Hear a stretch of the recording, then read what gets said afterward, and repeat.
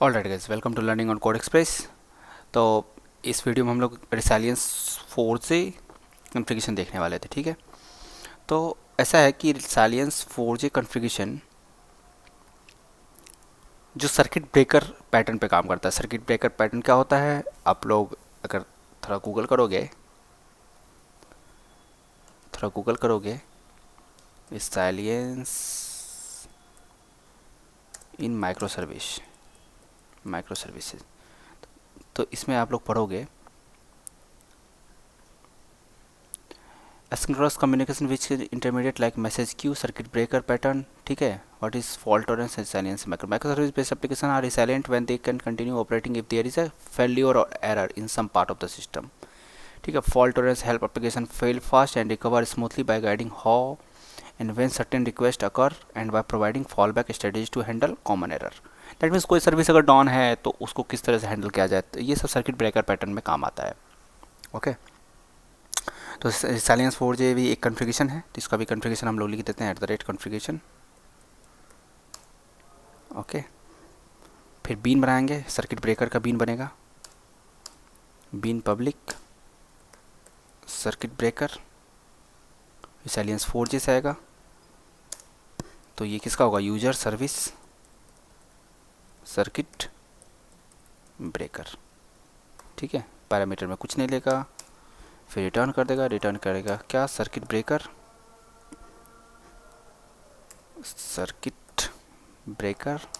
Dot of default string name ले रहा है ना, user circuit breaker.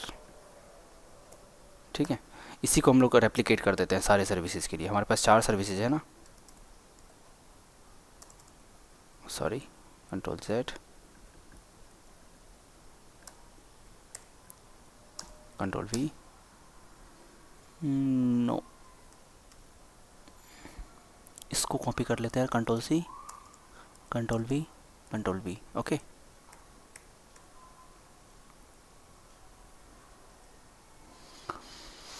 Service user service, फिर इसके बाद हमारे पास है रेस्टोरेंट सर्विस, फिर हमारे पास है ऑर्डर सर्विस, फिर हमारे पास है पेमेंट सर्विस।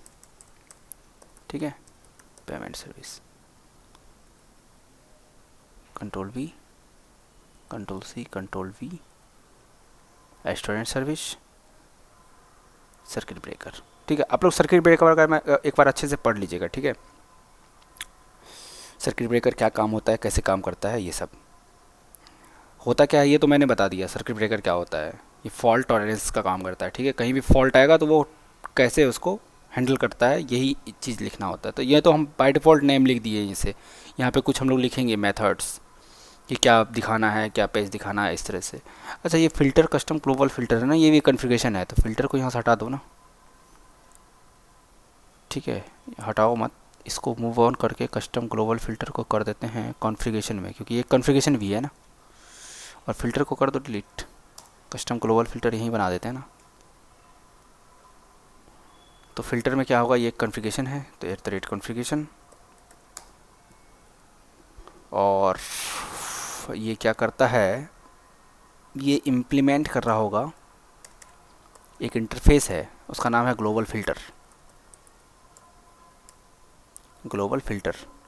इसको ऑल्ट आंसर पे जाओ, इम्प्लीमेंट कर दो इसके एक मेथड को, फ़िल्टर एक्सचेंज को, server web exchange global filter, return में कर दो चेन फ़िल्टर एक्सचेंज। ठीक है, अगर आप इसको प्रिंट आउट करवाना चाहते हो तो यहाँ पे प्रिंट आउट करवा सकते हो, साउट इनकमिंग रिक्वेस्ट। ठीक है, कौन सा इनकमिंग रिक्वेस्ट है वो यहाँ पे आप लोग देख सकते हो, incoming request exchange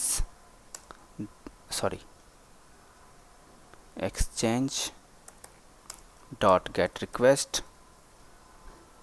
dot gate URI।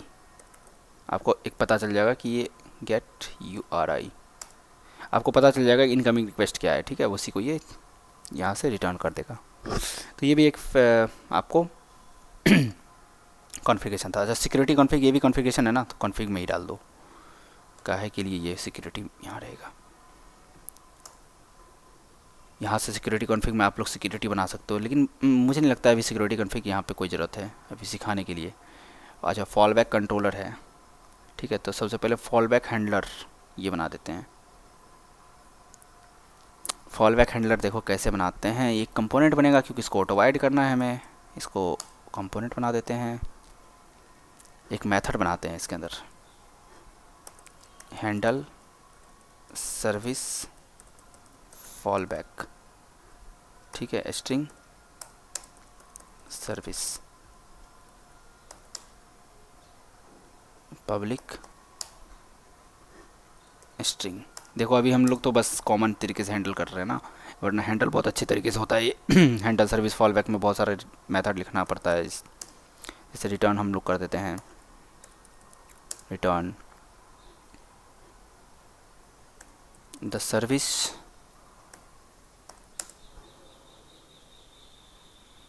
जैसे user service is currently unavailable,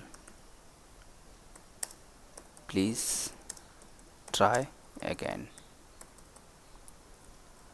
ठीक है, ये रिटर्न कर देगा। इसको फॉल बैक हैंडलर में हम लोग ले लेंगे। फॉल बैक हैंडलर में हम लोग rest controller request mapping request mapping fall back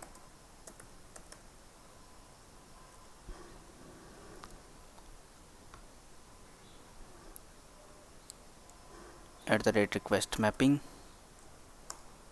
user / users. अच्छा यहाँ पे ऑटो वाइड कर लेते हैं ना, private final fall back handler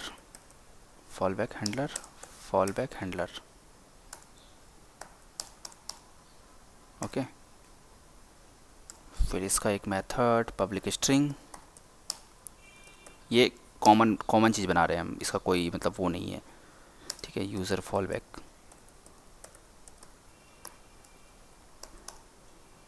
return कर देगा फॉल बैक हैंडलर से dot handle service fall back, और सर्विस फॉल बैक में नाम जाएगा यूज़र का, यूज़र सर्विस इस तरीके से, ठीक है। इसी को रेप्लिकेट कर देते हैं सबके लिए, चारों सर्विस के लिए, control C control V okay. तो यूज़र फॉल बैक हो गया। फिर यहाँ पे हम कर देते हैं रेस्टोरेंट फॉल बैक, रेस्टोरेंट, यहाँ भी रेस्टोरेंट, यहाँ भी रेस्टोरेंट। फिर यहाँ पे कर देते हैं ऑर्डर, यहाँ पे कर देते हैं ऑर्डर फॉल बैक, ये ऑर्डर का फॉल बैक होगा ऑर्डर। फिर यहाँ पे पेमेंट का तो फॉल बैक मुझे नहीं लगता है कोई, क्योंकि पेमेंट तो ऑर्डर से ही क्रिएट हो रहा है, तो इसका तो कोई ज़रूरत ही नहीं था मुझे। पेमेंट फॉल बैक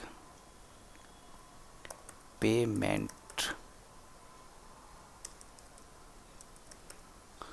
ठीक है ना, ये हमारे पास बन गया फॉल बैक हैंडलर, यूटिल्स बन गया, एपीआई गेटवे, ठीक है। अब एक रिसोर्स में हम लोगों ने एक चीज़ छोड़ा था, a lot of configuration in next video, तो इस वीडियो में हम लोग इसका कॉन्फ़िगरेशन लिख देते हैं। इसका कॉन्फ़िगरेशन हमने यहाँ पे ले रखा है, इसको कंट्रोल C करके कंट्रोल V कर देते हैं। तो आप लोग इसको थोड़ा ध्यान से देखना, सैलियंस 4J सर्किट ब्रेकर का ये कॉन्फ़िगरेशन है, ठीक है। और रेट लिमिटिंग कॉन्फ़िगरेशन कुछ ये है, 5 रिक्वेस्ट पर सेकंड रेट लिमिट करेगा, cloud gateway filter true, HTTP client connection time out 5000 मिली सेकेंड। फिर ये आपको इनेबल एक्चुएटर का हो गया, फिर ये यूरेका डिस्कवरी का हो गया, और स्प्रिंग वेब एप्लीकेशन को हम लोग रिएक्टिव बना दिए हैं, ठीक है, ये है। तो हमारा API गेटवे बन के तैयार है, ठीक है। API गेटवे को हम लोग टेस्ट करते हैं API गेटवे कॉन्फ़िगरेशन में। तो जैसे ही 8081 स्लैश यूजर्स के बाद कुछ भी करेंगे ना तो वो यूज़र पे पहुंच जाएगा, फिर रेस्टोरेंट पे पहुंच जाएगा, फिर वहाँ पहुंच जाएगा। अच्छा, इसको चेक चला के देखते हैं, नेक्स्ट वीडियो में इसको हम लोग चलाएंगे, ठीक है। और फिर नेक्स्ट वीडियो में इसको हम लोग पोस्टमैन से हीट मार के चेक करेंगे कि यूआरएल सही चल रहा है कि नहीं। ओके, थैंक यू, मिलते हैं नेक्स्ट वीडियो में।